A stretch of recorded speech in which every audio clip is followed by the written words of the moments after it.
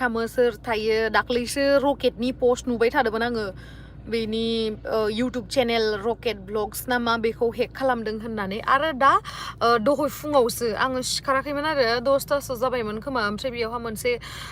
Notification फैदोंमोन आंनिया फेसबुकआवहा जे मा होनना फैदोंमोन माबा माबानिफ्राय गेम्स दैमारि अफिसियेल पेजनिफ्राय आंखौ रिमुभ खालामबाय एडमिननिफ्राय बेफोरबायदि होनना मेसेज फैदोंमोन आरो ओमफ्राय मेसेज फैनाय लोगो लोगो आं सिखाराखै नुनाय लोगो लोगो आं शक जाबाय आरे मा जाखो मानो बिदि नटिफिकेसन फैखो बिदि होननानै ओमफ्राय आरो आंनाथ' जेनेबा गुबुन डिभाइसआव बा मबाइलाव बेलेग जायगायावहाय लगइन खालामबानो आंनियाव नटिफिकेसन फैखायो आरो ओमफ्राय बेबो नटिफिकेसनबो फैयाखै जास्ट माने आंनाव स्पन्सरशिपनि बिदि मेल फैदोंमोन नालाय ओमफ्राय बे मेल फैनायावहा माबादोंमोन आंनावथ' बिदि फेसबुकआव फैखाबाय थायो नालाय जेरै इउटुबनियाथ' जेनेबा जास्ट एपनि बागै बा प्रडाक्ट्सनि बागै भिडिअ होनानैसो होनांगौ बेयावहा हेक जानायनि एसे खम चान्सेसथ' थाबावो ओमफ्राय फेसबुकआवहा मा खालामदों आङो बिजनेस पार्टनारावहा एड खालामनो होदों आंखौ माने मेल फैदों नालाय स्पन्सरशिपनि ओमफ्राय स्पन्सरशिपनि मेलथ' फैखाबाय थाखायो फेसबुकआव ओमफ्राय बिदिनो आं एडबो खालामो सिगाङावथ' बेफोरबायदि जायाखैमोन ओमफ्राय दा एबार खेबसेयावहा आङो बिसोरनि मेलखौहाय रिप्लाइ होबाय आरो मेलखौ रिप्लाइ होनानै माबाबाय आंनि फन नाम्बार अफिसियेल फन नाम्बारखौ आङो शेयार खालामबाय आरो ओमफ्राय अफिसियेल फन नाम्बारखौ शेयार खालामनानै मा जाखो आङो वाट्सएपआवहा रायलायबाय ओमफ्राय वाट्सएपआव रायलायनायावहा बिसोर आंखौ बुंबाय आरो जे जोंखौ बिजनेस पार्टनारावहा माबा एड खालाम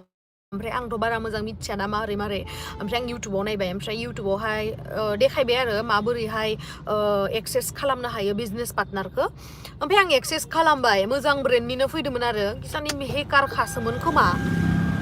माबा पुमा नाइकी इफोरनि फैदोंमोन आरो ना ओमफ्राय आं सानदों मोजां ब्रेन्डआनो माथो स्पन्सर खालामदो होननानै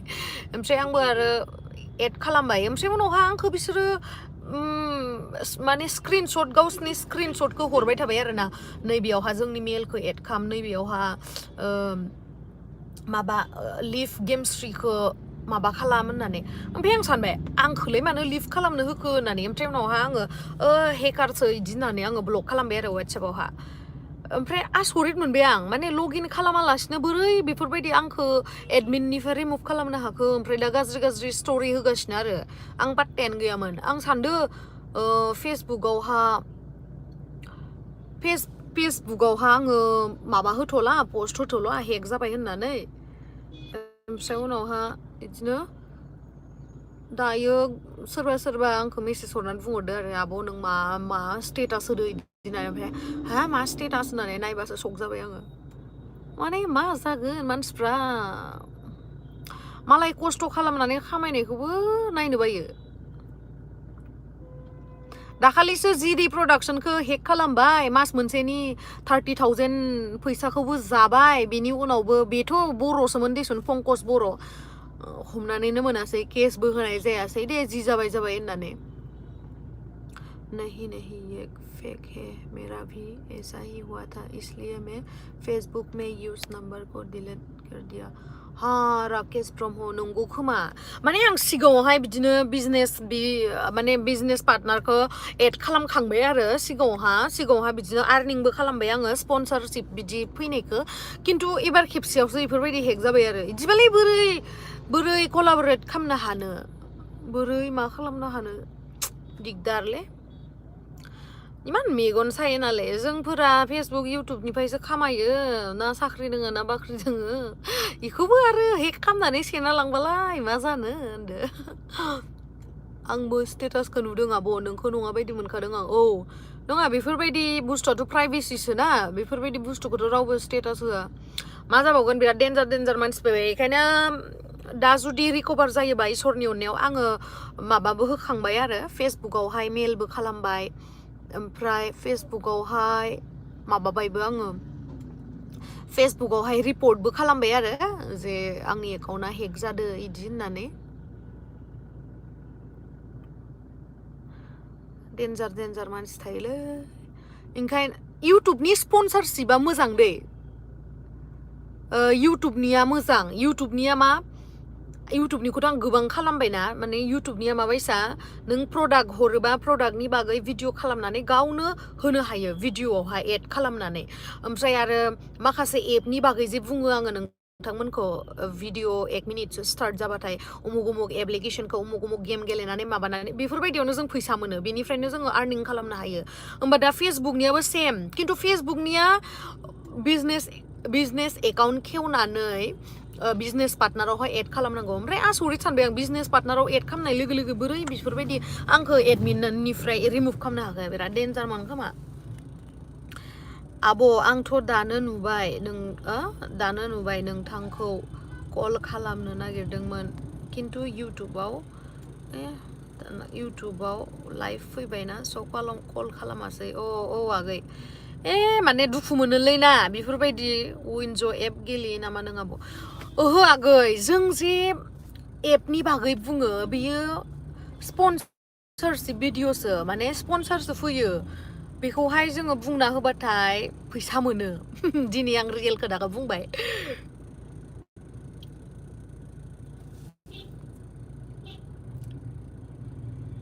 मा जागोन दाख्लै रकेटनिखौसो नुदोंमोन आं हेक जानाय बेस्रा इमान दाख्लै गथ'आ इमान खस्थ' खालामनानै सिलभार प्ले बटनबो मोनलायलायबाय सोंहरदोंमोन आङो बेनाबो रिकभार जायाखैनो मा जागोन मालाय इसेबां खस्थ' खालामनानै फलोवार्स बारायो आंनाथ' फेसबुकआव खम नङाना आंनाबो फेसबुकआव एसे बुरजायानो दोङो दिसन आंनि थाखाय बुरजा बेसेबांमोन 3,63,000 धेमालि नामा 3,63,000 माबा फलोवार्स थानाया इखौथ' आं दा गोदान पेज खेवबाबोथ' आं 3,63,000खौ बेसे दिन नांगोन ना खालामनो 2017आवनो खेवनाय आंनि बे पेजआ आरो आंनि बे पेजखौ आं सासे आदानो सब आंनि पासवर्ड आइडि होजोबदोंमोन आरो ओमफ्राय 2 मान्थनि आर्निंखौ फेसबुकनिखौ बे आदाया जाबाय ओमफ्राय जानानै आं मिथियामोन आरोना फेसबुकनिफ्राय बिदि आर्निं जायो होननानै ओमफ्राय फेसबुकनिफ्राय आर्निं जायो होनना मिथियामोन ओमफ्राय सानसेखालि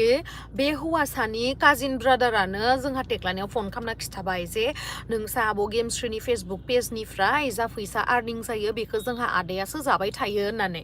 ओमफ्राय उनावहा आं दुखु मोनबाय आरो जेनेबा आं बे आदाखौ लोगो मोनफेराखै दै बे आदाखौ लोगो मोनफेराखै होमबाबाबो आङो इखौ ट्रास्ट खालामनानै माने आंनि आइडि पासवर्डखौ होदोंमोन आरो आंथ' बारा रोङामोन नालाय फेसबुक पेजखौ बोरै मनेटाइज खालामो मा खालामो ओमफ्राय बेखौ खालामनो होदोंमोन आरो ओमफ्राय उनावहाय आं आदाखौ बुंहरबाय आरो आं दुखु मोनबाय आदा आंथ' नोंखौ इमान बिदा होननानै सानो नों मानो बेफोरबायदि नोंनि एकाउन्ट नाम्बारखौसो मानो होना लानांगौ होननानै माने आंनि फेसबुक पेजावहा गावनि एकाउन्ट नाम्बारखौसो होना लादो आरो ओमफ्राय दा आंनि फेसबुक पेजावहा जिमानखिनि आर्निं जायो बेखौ इयो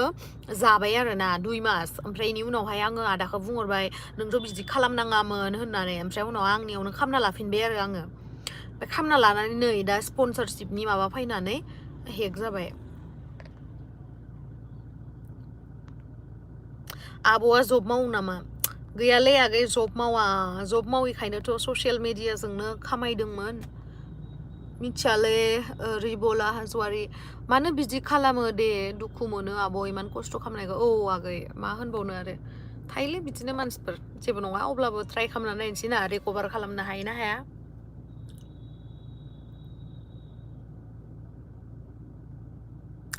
ओमफ्राय गाबोनो लोगो मोनगोन गसाइगावआव जाय आंखौ लोगो हमनो थाखाय इन्सटाग्रामाव माबा हरदोंमोन ना मेसेज लोगो मोनगोन बयखौबो मिथियालै दुखु मोनसोबाय आं दुखुबो मोनदों मिनिनोबो ओंखारो बुंनाङा आरो आंनि लास्ट एप्रिलाव इन्सटाग्रामा हेक जाबाय ओमफ्राय गासैबो फट' रिल्स डिलेट खालामजोब्बाय खिन्थु जिमेलाव नटिफिकेसन फैबाय ओमफ्राय रिकभारि खालामनो हाबाय मिथु आगै आंनाबो आइ होप रिकभारि जाफिनो फेसबुकआ मानो होनोबा फेसबुक एकाउन्टआथ' आंनियानो दङना बेखौथ' हेक खालामनो हायाखै मानो होनोबा 2 जेनेरेटर जिथु कड थायो बेबो होखानानै लाखादों आङो ओमफ्राय आरो मेलबो दङ जिमेल होनाय दंखायो ओमफ्राय आरो फन नाम्बाराबो दंखायो खालि पेजनिफ्रायल' आंखौ एडमिननिफ्राय रिमुभ खालामबाय माने आं बेयावहा फट'बो होनो हाला भिडिअबो होनो हाला बेफोरबायदि आरो इमान मोजां आंहा आर्निं जाबाय थादोंमोन बेबायदि खालामो आरो दुखु मोनोलै हिन्जाव मानसिखौ खामायनाय नुनानैबो इदि मेगन सायो नालाय सोरबायदिया हेक खालामो फालाय बर'आनो जाखागोन दे मिथिला आगै बर' नामा मिथिला जिदि प्रडाक्सना संस बानायगोन ना बानायला उनाव मिथिगोन सोलिगासिनो खोथा उनाव मिथिगोन दा खिथाथ'ला आङो मैडम आप कहाँ घूम रही है इतना रात देख रहा है वीडियो में अंदर अंदर देख अगर थोड़ा हाँ मैं यहाँ पे हूँ क्या बोलते हैं इसको मैं बेलतोला में हूँ अभी बेलतोला सारियाली में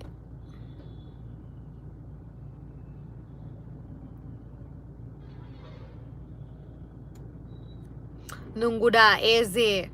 इमान गाज्रि गाज्रि नंगौथ' आरो मिथिया नायनो बायोबालाय दा थांनांगौना आं बायोलै माने इफोरबायदि आंबो गसाइगावनिनो बे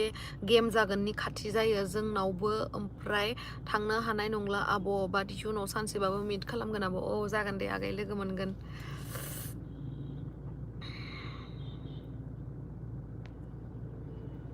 माने गाज्रि गाज्रि स्ट'रिफोर होबाय थादों नालाय फेसबुक पेजावहा मा थिक भिडिअबो होनो हागौ खिन्थु आंनि भिडिअसफोरखौ दानाखै आरो दाबो नायबाय थादोंमोन आङो दै फुङाव 10ता बाजानिफ्राय हेक जादों आं माने सिरि मोनबाय आरो उन्दुबायसो थादोंमोन आङो सिखाराखै ओमफ्राय आं सानबाय भिडिअ आपल'ड होनोसै आङो होननानै ओमफ्राय भिडिअ आपल'ड होनो नागिरबा पेजआ लग आउट जाना थादों अनलि एकाउन्टआ जिथु एकाउन्ट थायोना बेल' अन जाना थाबाय आरो बोरै हेक जाखो आरबि स्टुडिअ आं खिथाखांखाबाय दा भिडिअखौ रिप्ले खालामनानै नायबानो जाबाय आब'खौ गाबोन नुसिगोन होमबा जों गामियावनो खेलाया भास्कर मुसाहारि औ आगै नुगोन गाबोनो आंनि थाखाय मालाय एम्फौ अमा दिसि संनानै दोनगोननो ओमफ्राय अमा नारजि एसे अनो दुखु मोनो बिदिबा आब' मा बिदि मानसिफ्रा इमान गोसो गाज्रि औलै आगै मा होनबावनो मालायनि खस्थ' खालामनायखौ बुजिया खिन्थु बेफोरबायदि मानसिया मालाबाबो साक्सेस जानो हाया मानो होनना बुंबा जों बहुद माने जिर'निफ्राय फैनाय मानसि रावबो जोंनि चेनेलखौ बा जोंनि फेसबुक पेजखौ रावबो प्रमोट खालामना होआखै जों जिर'निफ्राय फैनासो 2017निफ्राय साननानै 2017निफ्राय नै दिनैसिम 2021 3,63,000 फलोवार्स जाबायमोन बेखौ आं माहा मोनफिनबावगोन देलाय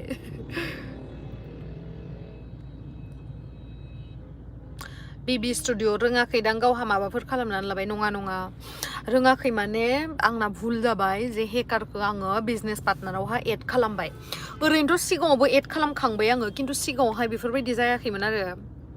माने स्पन्सरशिपनि बेफोरबायदि मेल फैयोना बेयावहा माबादोंमोन आङो एड खालामदोंमोन दा बहा दङ ओमफ्राय माबायाव दङ बेलतला चारियालि दुखु मोनबायलै आङो आब' आंनि नामखौ खेबसे बुंदो मिरा बर' हेलौ आगै मिरा आब' मुथुसना गाबोनसो रियेलाव नुसिगोन आं नोंखौ जोबोद एक्साइटेड जाना दं आब' अनसुला नार्जारि औ आगै लोगो मोनगोन गाबोनो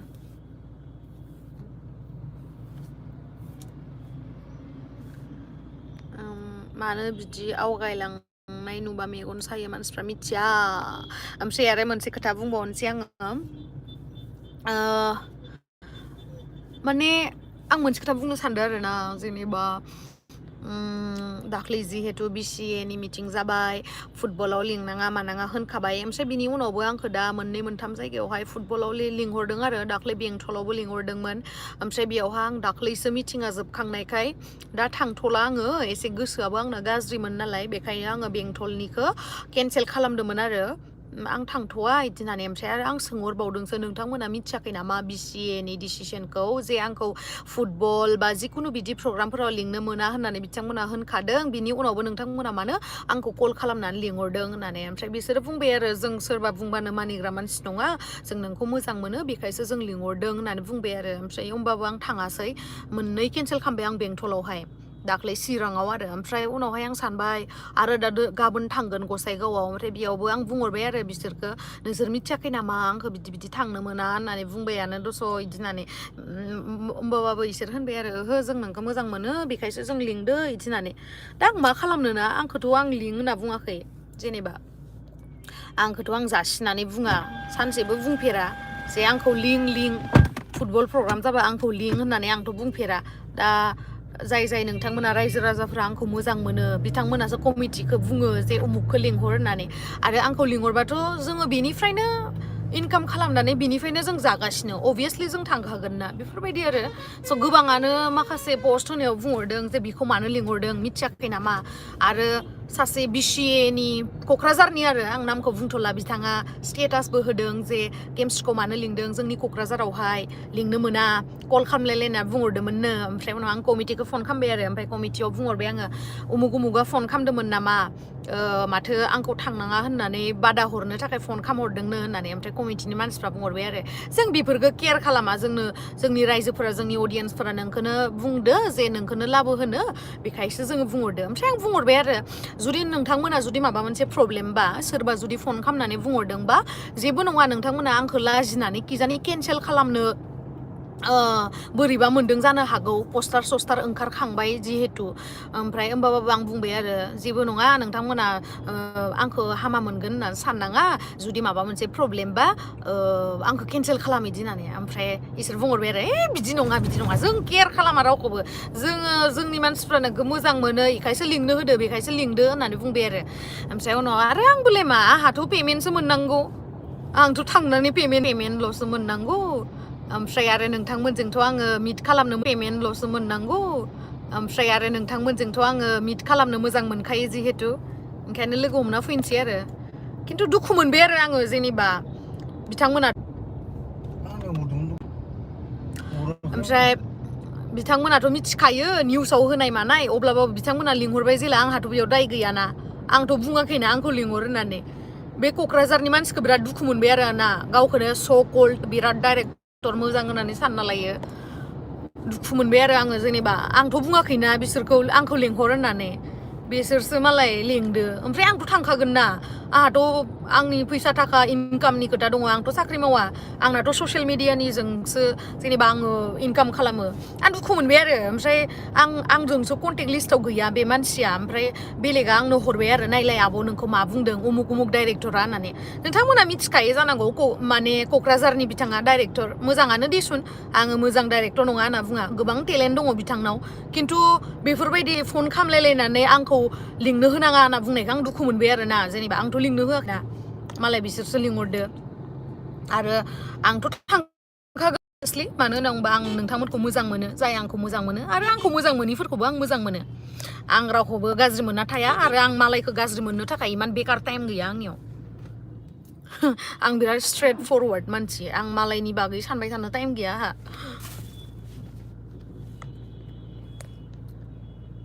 BCAखौथ' सुप्रिम कर्टआव केस होनो हायो इलिटारेट रिडारफोरनि लिंकखौ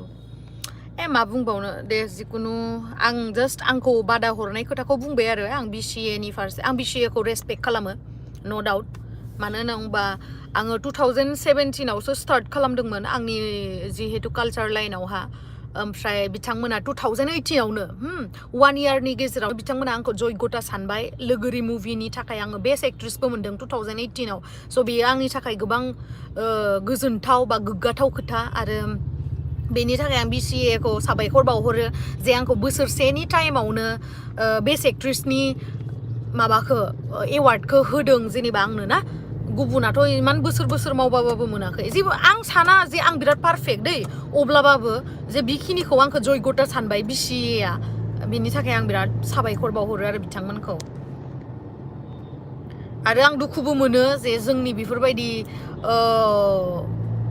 गथ' गोरलै बायदि ससियेल मिडियाआव नांलायबाय थानायनि थाखाय BCAआ गोबां रायजानांगौ जाबाय बिनि थाखाय आं सरि होननानै बुंखायो आरो आदामोनखौबो आं बुंहरदों सरि होननानै बेनोसै आरो खिन्थु मोनसे खोथायाव आं दुखु मोनदों बे क'क्राझारनि डाइरेक्टरखौ बिथाङा गोबां गोलाव फेसबुकआवबो पस्ट होयो नोंथांमोना मिथिखागोन आरो बिथाङा बिराद फेसबुकआव एक्टिभ खिन्थु आं बेखौनो दुखु मोनबाय आरो ना जेनेबा वाट्सएपआवबो स्टेटास होलायलायबाय गेम्सखौ मानो लिंहरदों आं कल खालामना बुंहरबाय जोंनि क'क्राझार डिस्ट्रिक्टनि आङो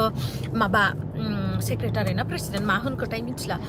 बेखौ लाबोनो मोना होननानै ओमफ्राय आं दुखु मोनबाय आरो ना बा इमान एगेन्स्ट माने आंखौ माने थांना थानो राहाखौनो होला माने ना ओरैबायदि माने I don't care महन मुसाहारि जोंनि गसाइगावआव फैगोन ना आब' नों? औ आगै आं गाबोन थांगोन, आं गाबोन आर्लि मर्निंनो थांगोन। नों मानो लाइफ फैबाय थायो राजु ब्रह्म? मानो होनना बुंबा आं नोंखौ मोजां मोनो जे नोंजों रायलायनो, नोंजों रायजानो मोजां मोनो, बेखायनो लाइफ फैयो आं।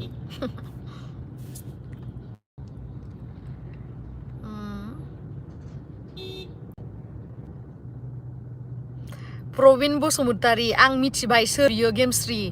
डट डट डट ना? औ बेनो नोंथाङा बुंनायानो, बिथाङानो। माखौ लाना इमान दादागिरि खालामोथाय मिथिया। नोंथां बुंनाया एकदम कारेक्ट। प्रबिन बसुमतारी बिथाङानो। तपन खाख्लारि, नंगौ नोंथाङा बुंनायानो, आं नामखौ लाथ'ला। नोंथाङा लिरना हरनाय बे मुङानो, बिथाङानो कल खालामनानै बुंहरदोंमोन कमिटिखौ, अब्लाबो हायासै बिथाङा। इगनर आब' बेफोर लाब गैया, सासे मानसिया सबनि थाखाय पारफेक्ट जाया। ददेरे दैमारि, औ आगै नंगौ नंनाया, अब्लाबो माने दुखु मोनो न' बेफोरबायदि जेनेबा। आंथ' बुङाना आंखौ लिंहर होननानै। दा जाय बिथांमोना आंखौ मोजां मोनो बिथांमोनानो आंखौ लिंहरो, आरो बेयावबो जुदि बिदि कल खालामलायना बादा हरोबा आंबोथ' दुखु मोनोना, आंबोथ' मानसिसो।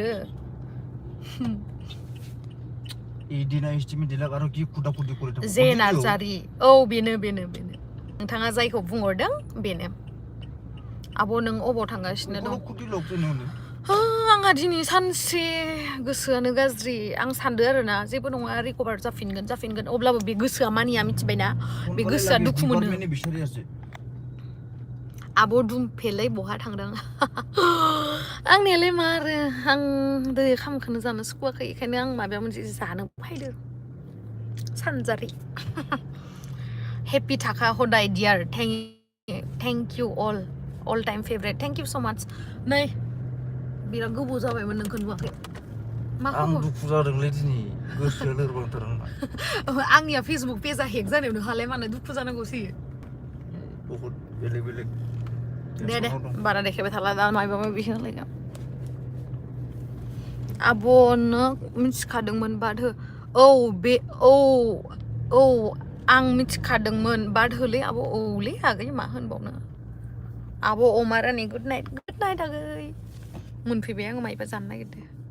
मेहेरवारि, रिसार्ज हरलाय। आयौलै आं हाला, नोंहा इमान मालदारानो रिसार्ज बिहरबावो आंनियाव। दा खालि रिसार्जल' बिहरो आंनियाव। मिथु, उमुक तुमुकआ बै आदा एक्टर नामा? औ औ बेनो आगै मिथु। नों मानो बांसिन फिसा ड्रेस गानो? आं जेबो फिसा ड्रेस गानाखै, आं देखायना होनो र'। नुदो आइथिंनि इसामां गोलाव।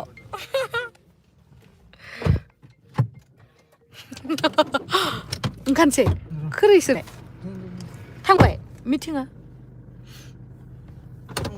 गुमैबो दं नामा? औ आब' दुर्गा फुजानि गस्ला बायना हरदो।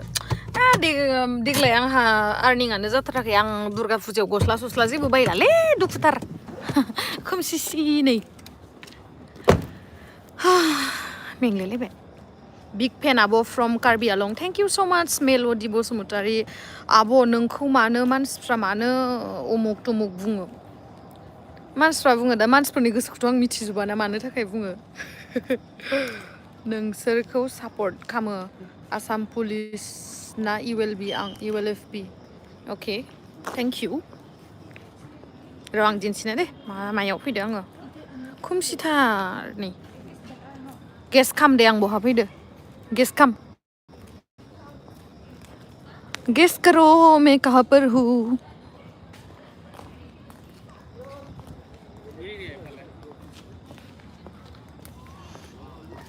किउट बेबी आब' सना, थेंक इउ। आब' हेकारखौ हमना मोनबा केस होखा, नङाबा बिदिनो खालामबाय थागोन। मिथिया, खालि आंखौल' मोनो, आंखौ मानो इमान मेगन सायो, आं बिराद दुखु मोनो मिथिबायना? बे लाइफआव आंखौ मानो भगबाना जन्म हरनायथाय आं बिराद दुखु मोनो। मालाबा आं गाबो मिथिबायना? आंखौ मानो एसां नायनो बायो बिदि होननानै आं बिराद गाबो। ओमफ्राय उनाव आंखौ लावदुमा बुजायो आरोना, जेबो नङा दे, नों गासिखौबोथ' इमप्रेस खालामनो थाखाय जन्म जायाखै बिदि होननानै आरो। नोंखौ नायनो बाबाबोलाय मा, नोङो मोजां थाबानो जाबाय, नोंखौ जाय मोजां मोनो बिनि फारसे साननानै थाबानो जाबाय होनना बुङो आरोना लावदुमा। नै बियो आब' न'आव माला फैगोन लोगो हमगौमोन आं फुजायाव थांगोन नामाथाय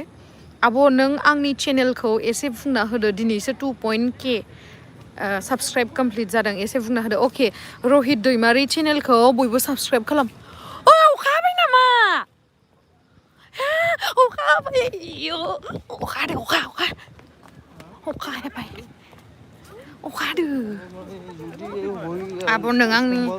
आब' गाबोन बेसे टाइमाव सफैगोन बेसे टाइमावथाय आंथ' बिराद फुङावनो थांगोन आब' हाबा जादों आं हाबा जाबायथ' आं हाबा जाबाय सिरि नोंसोरनो खिथायाखैसो दख'ना गानबासो मोजां नुयो बिग फेन आब' फ्रम गरेस्वर आइ मुलि मानो अखा हाखो दे आं माहा दोङो खिथा बुंनो हायोबा सोरबा आं माहा दोङो कमेन्ट्सफोरखौ नायनाय आंनि चेनेलाव थांनानै मानो इदि जादों इउटुबाव ना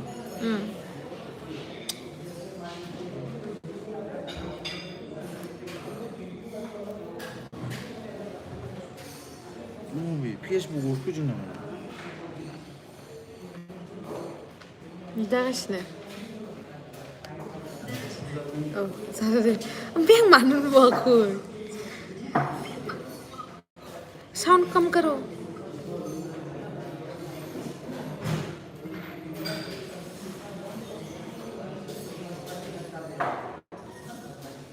मानो नुवाखै आं कमेन्ट्सफोरखौ